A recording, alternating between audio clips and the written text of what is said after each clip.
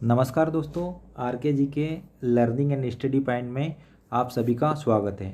दोस्तों, आज पढ़ेंगे मध्य प्रदेश सामान्य ज्ञान से संबंधित कुछ महत्वपूर्ण प्रश्न। तो बिना देर किए दोस्तों देखते हैं आज के प्रश्न। आज का पहला क्वेश्चन देखिए दोस्तों, मध्य प्रदेश का कौन सा शहर सिंधु गंगा के मैदानों में स्थित है? जबलपुर, ग्वालियर, इंदौर, धार। तो ऑप्शन बी ग्वालियर इस प्रश्न का सही उत्तर होगा, अर्थात ग्वालियर सिंधु गंगा के मैदान में स्थित है। तो बी ऑप्शन ग्वालियर इस प्रश्न का सही उत्तर होगा। अगला क्वेश्चन देखते हैं दोस्तों, किन जिलों का समूह बुंदेलखंड क्षेत्र में आता है? कौन से क्षेत्र में दोस्तों? बुंदेलखंड क्षेत्र में। तो देखते हैं रीवा, शहडोल, सतना। तो ये वाला क्षेत्र तो कौन सा क्षेत्र कहलाता है दोस्तों? बघेलखंड। कौन सा? बघेलखंड। इसके बाद मंदसौर, राजगढ़, शिवपुरी, ये कौन सा क्षेत्र हो जाएगा दोस्तों? मालवा। लेकिन टीकमगढ़, दमोह और छतरपुर ये कौन से क्षेत्र के अंतर्गत हो जाएगा दोस्तों? बुंदेलखंड। कौन से क्षेत्र के अंतर्गत? बुंदेलखंड। और डी इनमें से कोई नहीं। तो इस प्रश्न का सही जवाब कौन सा, सही उत्तर कौन सा हो जाएगा दोस्तों? सी, टीकमगढ़, दमोह, छतरपुर। कौन सा क्षेत्र कहलाएगा? बुंदेलखंड का क्षेत्र। अगला क्वेश्चन देखते हैं दोस्तों, मध्य प्रदेश का कौन सा क्षेत्र गोंडवाना कहलाता है? गोंडवाना। यहाँ की रानी का नाम तो जानते होंगे सभी दोस्तों, कौन सी रानी थी? दुर्गावती। कहाँ पर शासन किया था? मंडला, जबलपुर में। कहाँ पर दोस्तों? मंडला में, या मंडला नहीं हो तो फिर जबलपुर में। तो कौन सा क्षेत्र गोंडवाना कहलाता है? मालवा का क्षेत्र? नहीं।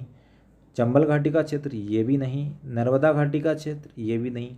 लेकिन दक्षिण पूर्व का क्षेत्र किस नाम से जाना जाता है दोस्तों? उसको गोंडवाना क्षेत्र के नाम से जाना जाता है, अर्थात इस प्रश्न का ऑप्शन डी सही उत्तर होगा। अगला क्वेश्चन देखते हैं दोस्तों, भोपाल बसा है 4 पहाड़ियों पर, 5 पहाड़ियों पर, 6 पहाड़ियों पर या फिर 7 पहाड़ियों पर? तो दोस्तों भोपाल कितनी पहाड़ियों पर बसा है? 5 पहाड़ियों पर। अब उन 5 पहाड़ियों के नाम देखते हैं। तो 5 पहाड़ी एक ट्रिक के माध्यम से याद रखेंगे दोस्तों। किसके माध्यम से? ट्रिक के माध्यम से याद रखेंगे। तो वो 5 पहाड़ी और 5 लेटर, 5 पहाड़ी 5 लेटर। तो ट्रिक देखिए दोस्तों, एट्स के, ये क्या हो गई? 5 पहाड़ियाँ जिस पे क्या बसा हुआ है? भोपाल। एट्स के। फिर से देखते हैं दोस्तों इसको, 5 लेटर 5 पहाड़ियाँ, एट्स के में ए का मतलब क्या हो जाएगा दोस्तों? अरेरा हिल्स। कौन सी हिल्स? अरेला हिल्स। आई का मतलब क्या हो जाएगा दोस्तों? ईदगाह हिल्स। कौन सी हिल्स? ईदगाह हिल्स। डी का मतलब क्या हो जाएगा दोस्तों? द्रोणाचल नेवरी हिल्स। कौन सी दोस्तों? द्रोणाचल नेवरी हिल्स। एस का मतलब क्या हो जाएगा दोस्तों? श्यामला हिल्स। श्यामला हिल्स। और के का मतलब क्या हो जाएगा दोस्तों? कटारा हिल्स। कौन सी हिल्स दोस्तों? कटारा हिल्स। एट्स के। ए का मतलब अरेरा हिल्स, आई का मतलब ईदगाह हिल्स, डी का मतलब द्रोणाचल नेवरी हिल्स, एस का मतलब श्यामला हिल्स, के का मतलब कटारा हिल्स। अर्थात भोपाल कितनी पहाड़ियों पर बसा है? 5 पहाड़ियों पर। इस प्रश्न का बी ऑप्शन सही होगा। अगला क्वेश्चन देखते हैं दोस्तों, निम्नलिखित में से मध्य प्रदेश के किस जिले की सीमा उत्तर प्रदेश को स्पर्श नहीं करती है? कौन सा जिला उत्तर प्रदेश से नहीं लगता है, उत्तर प्रदेश की सीमा से नहीं लगता है? सतना लगता है दोस्तों। शिवपुर को छोड़ते हैं अभी। शिवपुरी दोनों साइड से उत्तर प्रदेश से लगता है दोस्तों। और भिंड तो उत्तर प्रदेश के एकदम समीप है, मतलब भिंड भी उत्तर प्रदेश की सीमा को लगता है। तो इस प्रश्न का कौन सा ऑप्शन? श्योपुर, अर्थात बी ऑप्शन किससे नहीं लगता है? उत्तर प्रदेश से नहीं लगता है। तो श्योपुर किससे लगता है दोस्तों? राजस्थान से लगता है। किससे लगता है दोस्तों? राजस्थान से। अर्थात इस प्रश्न का बी ऑप्शन श्योपुर सही उत्तर होगा।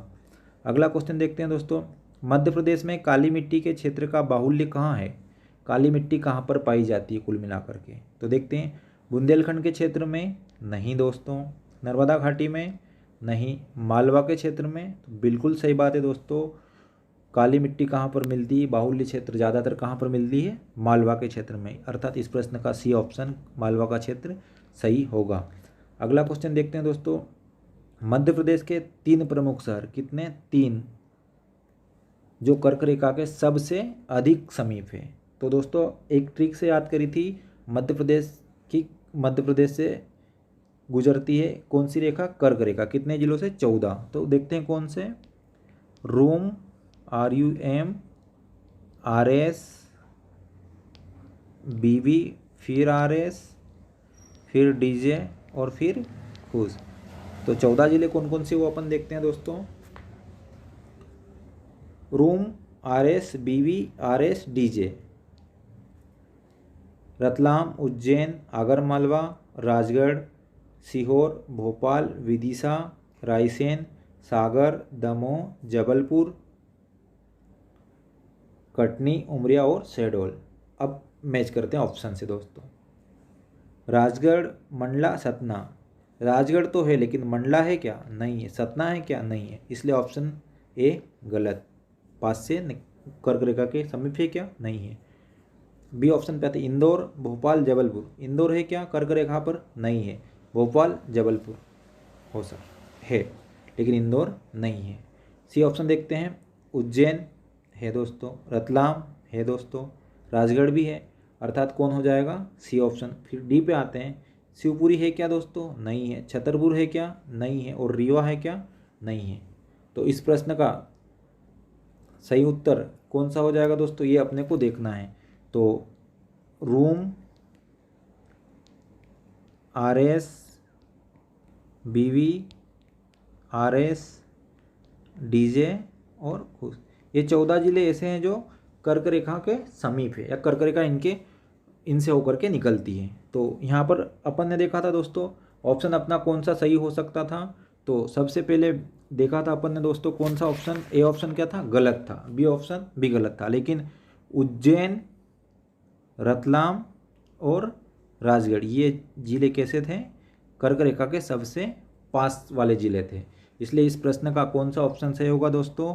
तो इस प्रश्न का सही ऑप्शन कौन सा हो जाएगा? सी ऑप्शन सही होगा।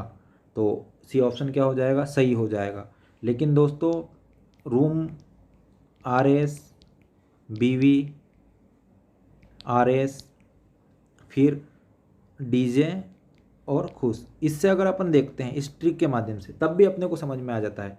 उज्जैन ये रहा, रतलाम ये रहा, राजगढ़ ये रहा। तो 3 जिले मिल रहे हैं, मिल रहे ट्रिक सी भी 3 जिले मिल रहे हैं दोस्तों। तो याद रखना कौन कौन से जिले हो जाएंगे? उज्जैन, रतलाम और राजगढ़। इस प्रकार इस प्रश्न का कौन सा उत्तर सही हो जाएगा? सी। लेकिन याद रखना दोस्तों अभी इसको नहीं लेना है, सिलेक्शन हो तब भी नहीं लेना है। क्यों नहीं लेना है? क्योंकि क्या चल रहा है दोस्तों, अभी इंदौर में नकली मिली है और इससे 5 लोगों की मौत हो गई है। तो थोड़ा ध्यान रखना, इसको अभी सिलेक्शन हो तब भी नहीं लेना है, बाद में लेना है। इसी के साथ अगला क्वेश्चन देखते हैं दोस्तों, विभाजन के पूर्व मध्य प्रदेश का क्षेत्रफल कितना था? विभाजन के पहले मतलब 2000 सन 2000 के पहले की बात हो रही है। तो दोस्तों विभाजन के बाद कितना हो गया? 30, 82, 52। तो इससे थोड़ा ज़्यादा ही होगा पहले। तो देखते हैं कौन हो सकता है। 3.8 लाख वर्ग किलोमीटर होगा क्या? नहीं होगा, क्योंकि ये तो वर्तमान में है। 3.3 लाख वर्ग किलोमीटर देखते हैं। 4.86 लाख वर्ग किलोमीटर, ये भी नहीं। 5.27 लाख वर्ग किलोमीटर, ये भी नहीं। इस प्रश्न के चारों ऑप्शन तो एकदम करेक्ट नहीं है, लेकिन आसपास हो सकता है। तो देखो दोस्तों विभाजन के पहले मध्य प्रदेश का क्षेत्रफल कितना था? 4.43 लाख वर्ग किलोमीटर। तो इस प्रश्न के हिसाब से कौन सा आंसर सही होगा? कोई नहीं। लेकिन अगर लगभग में देखेंगे अपन तो लगभग में कौन हो जाएगा दोस्तों? 4.43 है। तो इस प्रश्न में कौन हो जाएगा दोस्तों? लगभग में 4.86 लाख वर्ग किलोमीटर सही माना जाएगा। इसी के साथ अगला क्वेश्चन देखते हैं दोस्तों, निम्नलिखित में से कौन सा कथन सत्य नहीं है? मतलब अपने को क्या छाटना है? गलत कथन छाटना है। यहाँ पे गलत कथन छाटना है। 12 ज्योतिर्लिंगों में से एक ज्योतिर्लिंग उज्जैन में है, ओंकारेश्वर में है। बिल्कुल सही बात है, भारत में 12 है, उसमें से 2 मध्य प्रदेश में है, एक उज्जैन में और दूसरा ओंकारेश्वर में। तो ये क्या हो जाएगा? सही। तो ये क्या गलत होगा क्या? नहीं होगा। ओंकारेश्वर नर्मदा नदी के तट पर स्थित है? बिल्कुल सही बात है। किसके तट पर है? नर्मदा नदी के तट पर। कौन है? ओंकारेश्वर। ओंकारेश्वर में रेलवे स्टेशन नहीं है, बिल्कुल नहीं है, तो ये भी बात क्या हो जाएगी? सही। अब डी पे जाते हैं। ओंकारेश्वर नर्मदा नदी और ताप्ती नदी के संगम पर स्थित है क्या? ये गलत हो जाएगा। क्या दोस्तों? नर्मदा और ताप्ती के संगम पर स्थित है क्या? नहीं है। तो इस प्रश्न का कौन सा उत्तर गलत हो जाएगा? डी। कौन सा गलत हो जाएगा दोस्तों? डी। इस प्रश्न का सही उत्तर कौन हो जाएगा दोस्तों? डी। ओंकारेश्वर नर्मदा और ताप्ती नदी के संगम पर स्थित है। मतलब ये गलत है, लेकिन प्रश्न के हिसाब से क्या हो जाएगा? ये सही ऑप्शन। अगला क्वेश्चन देखते हैं दोस्तों। बेतवा नदी के किनारे स्थित शहर है? आष्टा, खरगोन, जबलपुर, ओरछा। तो कौन है दोस्तों? बेतवा नदी के किनारे ओरछा शहर स्थित है, अर्थात इस प्रश्न का कौन सा ऑप्शन? डी ऑप्शन सही होगा। अगला क्वेश्चन देखते हैं दोस्तों। नर्मदा नदी अपने उद्गम स्रोत पंचमढ़ी से निकलती है, सिवनी से निकलती है, कुमरागांव रायसेन से निकलती है, या फिर अमरकंटक से निकलती है? तो दोस्तों नर्मदा नदी कहाँ से निकलती है? अमरकंटक से निकलती है। कहाँ से निकलती है? अमरकंटक से। कहाँ से निकलती है दोस्तों? अमरकंटक से। अगर बात करेंगे दोस्तों पंचमढ़ी से, सिवनी से, कुमरागांव से, तो यहाँ से अलग अलग नदी निकलती है, लेकिन अगर बात करेंगे किसकी दोस्तों? नर्मदा नदी की, तो नर्मदा नदी कहाँ से निकलती है? अमरकंटक से निकलती है। कहाँ से दोस्तों? अमरकंटक से निकलती है। लेकिन अगर बात करेंगे दोस्तों कुमरागांव रायसेन से, कहाँ से दोस्तों? कुमरागांव रायसेन से। तो कुमरागांव रायसेन से कौन सी नदी निकलती है दोस्तों? बेतवा नदी निकलती है। कौन सी निकलती है दोस्तों? बेतवा नदी निकलती। कौन सी? बेतवा नदी। सिवनी से कौन सी नदी निकलती है दोस्तों? तो सिवनी के परसवाड़ा पठार से वैनगंगा नदी निकलती है। कौन सी दोस्तों? वैनगंगा। लेकिन अगर पंचमढ़ी से बात करते हैं होशंगाबाद से, तो कौन सी नदी? तवा नदी निकलती है। पंचमढ़ी से कौन सी? तवा। सिवनी के परसवाड़ा पठार से वैनगंगा। कुमरागांव रायसेन से कौन सी? बेतवा। और अमरकंटक से कौन सी निकलती है? नर्मदा। इसलिए इस प्रश्न का कौन सा ऑप्शन सही होगा? डी ऑप्शन सही होगा। अगला क्वेश्चन देखते हैं दोस्तों। नर्मदा और ताप्ती के अतिरिक्त मध्य प्रदेश की नदियाँ अरब सागर में मिलती है, हिंद महासागर में मिलती है, बंगाल की खाड़ी में मिल जाती है, या फिर दूसरी नदियों में? तो नर्मदा और ताप्ती के अतिरिक्त दूसरी नदियाँ किस में मिल जाती दोस्तों? दूसरी नदियों में मिल जाती। अतिरिक्त दूसरी नदियाँ अन्य नदियों में मिल जाती। इसलिए इस प्रश्न का कौन सा उत्तर सही हो जाएगा दोस्तों? डी। दूसरी नदियों में मिल जाती है। डी ऑप्शन इस प्रश्न का सही उत्तर होगा। अगला क्वेश्चन देखते हैं दोस्तों। चचाई जलप्रपात कहाँ स्थित है? तो दोस्तों चचाई जलप्रपात कहाँ पर है? रीवा में स्थित है, अर्थात इस प्रश्न का कौन सा उत्तर? बी उत्तर रीवा सही होगा। अगला क्वेश्चन देखते हैं दोस्तों।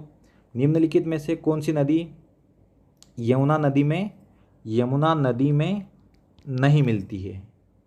केन, सोन, बेतवा, चंबल। यमुना नदी में कौन सी नदी नहीं मिलती है, अपने को बताना है। तो दोस्तों केन की बात करेंगे तो केन मध्य प्रदेश से उत्तर प्रदेश की ओर बहते हुए कहाँ पर? बांदा में। उत्तर प्रदेश के कौन से ज़िले में? बांदा में। किस में मिल जाती है? यमुना में मिल जाती है। उसके बाद सोन की बात करेंगे दोस्तों, सोन को भी छोड़ते हैं अपन यहाँ पर। बेतवा की बात करेंगे दोस्तों, तो बेतवा उत्तर प्रदेश के कौन से शहर में? हमीरपुर के पास में। कहाँ पर? हमीरपुर के पास में। किस में मिल जाती है? यमुना में। और इसके बाद चंबल की बात करेंगे दोस्तों, तो चंबल उत्तर प्रदेश के कौन से शहर? इटावा के पास। किस में मिल जाती है? यमुना में। अर्थात इस प्रश्न का कौन सा उत्तर सही होगा? बी सोन। क्योंकि सोन नदी दोस्तों कहाँ पर? पटना के पास। पटना के पास कहाँ पर? दीनापुर में। दीनापुर में कौन सी नदी में मिलती है? गंगा नदी में मिलती है। बाकी केन, बेतवा, चंबल ये किस में मिलती है? यमुना में। लेकिन सोन नदी किस में मिलती है दोस्तों? गंगा नदी में। तो इस प्रश्न का सही उत्तर कौन सा होगा? बी ऑप्शन, अर्थात सोन नदी। अगला क्वेश्चन देखते हैं दोस्तों। निम्नलिखित में से कौन सा बांध नर्मदा नदी पर नहीं है? बांध की बात हो रही दोस्तों, नर्मदा नदी पर कौन सा बांध नहीं है? तो ओंकारेश्वर की बात करेंगे दोस्तों, इंदिरा सागर की बात करेंगे, और बाण सागर की बात करेंगे। तो इंदिरा सागर कहाँ पर है दोस्तों? तो इंदिरा सागर खंडवा में है। कहाँ पर है दोस्तों? खंडवा में। खंडवा के कौन सी जगह पर? पुनासा में है। कहाँ पर? पुनासा में। और इसको मध्य प्रदेश का सबसे बड़ा बांध माना जाता है। उसके बाद ओंकारेश्वर की बात करेंगे तो ओंकारेश्वर कहाँ पर है? ओंकारेश्वर बांध दोस्तों, तो ओंकारेश्वर बांध कहाँ पर है? ओंकारेश्वर में है। कहाँ पर दोस्तों? ओंकारेश्वर में है। और ये कौन सी नदी पर है? नर्मदा नदी पर है। कौन सी नदी पर है दोस्तों? नर्मदा नदी पर। इंदिरा सागर भी किस पे है? नर्मदा नदी पर। और दूसरा कौन सा? ओंकारेश्वर भी कौन सी नदी पर है? नर्मदा नदी पर। और ओंकारेश्वर खंडवा या मान्यता गांव में स्थित है। और बाणसागर की अगर बात करेंगे दोस्तों, तो बाणसागर कौन सी नदी पर है? बाणसागर सोन नदी पर है। कहाँ पर है दोस्तों? सोन नदी पर है। कौन सी नदी पर है? सोन नदी पर है। तो इस प्रश्न का सही उत्तर कौन हो जाएगा दोस्तों? सोन नदी पर। कौन सा? बाणसागर। अर्थात बाणसागर कौन सी नदी पर है? सोन नदी पर। बाकी इंदिरा सागर बांध और ओंकारेश्वर बांध कहाँ पर है? नर्मदा नदी पर। इसी के साथ अगला क्वेश्चन देखते हैं दोस्तों। निम्नलिखित में से कौन सा बांध चंबल नदी पर निर्मित है? मतलब चंबल नदी पर कौन सा बांध है, ये अपने को देखना है। तो दोस्तों इंदिरा सागर कौन सी नदी पर है? नर्मदा नदी पर। कौन सी नदी पर? नर्मदा नदी पर। सरदार सरोवर भी किस पे है दोस्तों? नर्मदा नदी पर। भाखड़ा नागल बांध कौन सी नदी पर है दोस्तों? सतलुज नदी पर। सतलुज नदी पर। लेकिन गांधी सागर की बात करेंगे दोस्तों, तो ये कौन सी नदी पर है? गांधी सागर चंबल नदी पर। इंदिरा सागर नर्मदा नदी पर, सरदार सरोवर नर्मदा नदी पर, भाखड़ा नागल सतलुज नदी पर, और गांधी सागर की बात करेंगे तो ये किस पर है? चंबल नदी पर। अर्थात इस प्रश्न का सी उत्तर गांधी सागर बांध सही उत्तर होगा। अगला क्वेश्चन देखते हैं दोस्तों। नर्मदा बचाओ आंदोलन किस बांध की ऊंचाई बढ़ाने के निर्णय का विरोध कर रहा था? तो नर्मदा बचाओ आंदोलन की प्रमुख नेता कौन थी दोस्तों? मेधा पाटकर। मेधा पाटकर दोस्तों। तो कौन से बांध की ऊंचाई को बढ़ाने को लेकर विरोध कर रहे थे ये लोग? तो दोस्तों ये सरदार सरोवर। कौन से बांध? सरदार सरोवर। अर्थात इस प्रश्न का कौन सा उत्तर सही होगा दोस्तों? सी, सरदार सरोवर बांध की ऊंचाई को लेकर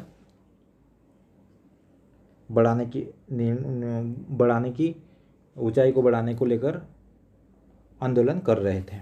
मेधा पाटकर जिसकी प्रमुख नेता थी। इसी के साथ अगला क्वेश्चन देखते हैं दोस्तों। ताप्ती नदी का उद्गम स्थान किस जिले में? ताप्ती नदी का उद्गम स्थान कौन से जिले में है? तो हरदा जिले में, होशंगाबाद जिले में, छिंदवाड़ा जिले में, या फिर बैतूल जिले में? तो दोस्तों कौन से जिले में है? बैतूल जिले में। किसका उद्गम स्थान? ताप्ती नदी का। कौन सी पहाड़ी? मुल्ताई की पहाड़ी। कौन सी दोस्तों? मुल्ताई की पहाड़ी। अर्थात इस प्रश्न का कौन सा ऑप्शन? डी ऑप्शन सही होगा। इसी के साथ अगला क्वेश्चन देखते हैं दोस्तों। बिरसियापुर जल विद्युत केंद्र निम्नलिखित में से किस जिले में है? तो बिरसिपुर की अगर बात करेंगे दोस्तों, तो जबलपुर, बालाघाट, उमरिया या शहडोल? तो बिरसिपुर जल विद्युत केंद्र उमरिया जिले में स्थित है। अर्थात इस प्रश्न का कौन सा ऑप्शन सही होगा दोस्तों? सी ऑप्शन सही होगा। इसी के साथ अगला क्वेश्चन देखते हैं दोस्तों। नर्मदा नदी का क्वेश्चन आया था, नर्मदा नदी का क्वेश्चन था दोस्तों। नर्मदा नदी मध्य प्रदेश की सबसे बड़ी नदी थी, लेकिन इसके अलावा मध्य प्रदेश में छोटी नदियाँ भी स्थित हैं। तो छोटी नदियों में अपन देखते हैं कौन कौन सी नदियाँ हो सकती थी, उनसे अपन देखते हैं थोड़ा सा। तो छोटी नदियाँ हैं, छोटी नदियों से क्वेश्चन लिया गया है यहाँ पर। तो दूधी नदी का उद्गम स्थान है। दूधी नदी कहाँ से निकलती है अपने को देखना है। छिंदवाड़ा के अमरवाड़ा से, छिंदवाड़ा के तामिया से, हरदा जिले के सापना बर्रा पहाड़ी से, सीहोर जिले के बिल्कीगंज से। तो दूधी कहाँ से निकलती है अपने को देखना है। तो दोस्तों छिंदवाड़ा का जो अमरवाड़ा से है वहाँ से कौन सी निकलती है अपने को देखना है। छिंदवाड़ा के तामिया से देखना है, हरदा जिले से देखना है और सीहोर से देखना है। तो दोस्तों सबसे पहले छिंदवाड़ा के अमरवाड़ा की बात करेंगे। तो यहाँ से कौन सी नदी निकलती है दोस्तों? शक्कर नदी निकलती। कौन सी दोस्तों? शक्कर नदी निकलती है। हरदा जिले की बात करेंगे दोस्तों सापना बर्री पहाड़ी से, तो यहाँ से दोस्तों गंजाल नदी निकलती है। कौन सी? गंजाल, कहाँ से? हरदा जिले के सापना बर्रा पहाड़ी से। सीहोर जिले के बिल्कीगंज से कौन सी निकलती है? तो दोस्तों यहाँ से कोलार नदी निकलती। कौन सी? कोलार। अब बच जाता कौन? छिंदवाड़ा के तामिया से। तो छिंदवाड़ा के तामिया से दोस्तों दूधी नदी निकलती है। कौन सी नदी निकलती है? दूधी। अब यहाँ पर 4 नदियों के बारे में अपने को पता चला दोस्तों। छिंदवाड़ा के अमरवाड़ा से शक्कर नदी, छिंदवाड़ा के तामिया से दूधी नदी, हरदा जिले के सापना बर्रा पहाड़ी से गंजाल नदी और सीहोर जिले के बिल्कीगंज से कोलार। लेकिन इस प्रश्न का कौन सा ऑप्शन सही होगा? बी ऑप्शन, दूधी नदी का उद्गम स्थान छिंदवाड़ा के तामिया से हुआ है। आज के लिए इतना ही काफ़ी है दोस्तों। मिलते हैं अगले वीडियो में नए क्वेश्चन के साथ। तब तक के लिए जय हिंद, जय भारत। और यदि दोस्तों हमारा वीडियो आपको पसंद आया हो तो इसे लाइक कीजिए, शेयर कीजिए और सब्सक्राइब कीजिए। आप सभी का बहुत बहुत धन्यवाद।